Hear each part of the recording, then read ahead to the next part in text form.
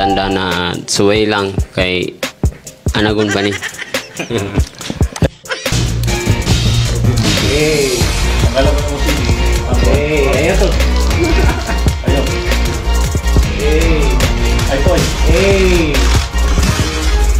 Yo, magandang araw mga idol. Dito naman tayo mga idol. Update laban sa ating 3 times world champion mga idol, Janrael Casimero versus Tsuyonosuke Kamida mga idol. Ito na ang ating hinihintay mga idol. At isang magandang update ito balita mga idol dahil ito'y main event na laban ni 3 times world champion Janrael Casimero versus Tsuyonosuke Kamida mga idol sa darating na October 25.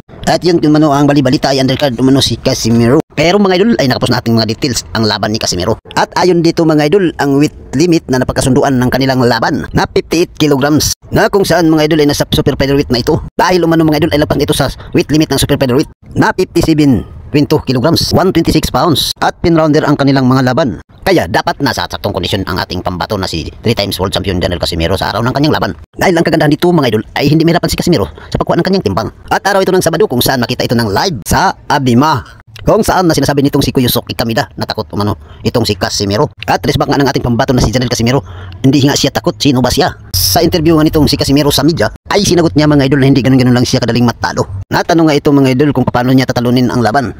At sinagot naman ito mga idol na sa surprise na lang ang pinapangako itong magandang laban. Talagang bagsakan mga idol. Dagdag pa nito mga idol ay hindi aabot ng round. Ganun kakumpiyansa ang ating pambato sa kanyang laban ngayong October.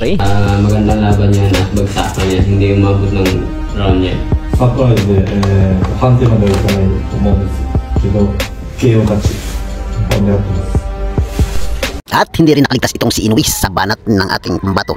Kaya daw pinabagsak nito ang kanyang bawat magkakalaban sa kanyang laban para ipakita daw sa buong mundo na kaya nang pabagsakin si Inoue mga idol. Kung sakaling maglaban na sila at sa pagiging 4 division ni Janrael Casimero ay baring makuha na niya ito sa sunod na taon sa 126 pounds sa tulong ng Kabida Promosyon. Hindi sasayangin ni Janrael Casimero ang binigay na oportunidad ng Kabida Promosyon. At nagsalita naman ang kanyang coach na kapatid na si Kuya Lods mga idol na ang nakita niya nito sa kay Tsuyonosuke Kamida ay maging easy fight lang ito kay Janrael Casimero. Ay hindi pa umano ito naging world champion at wala pang pangalan at wala pang napatunayan. Ako tanaw kay Kiniski murag ko na easy fight ragit kay data. 簡単ってどの辺が簡単なんですか？ Wala pang ano wala pang pangalan wala pang napatunayan.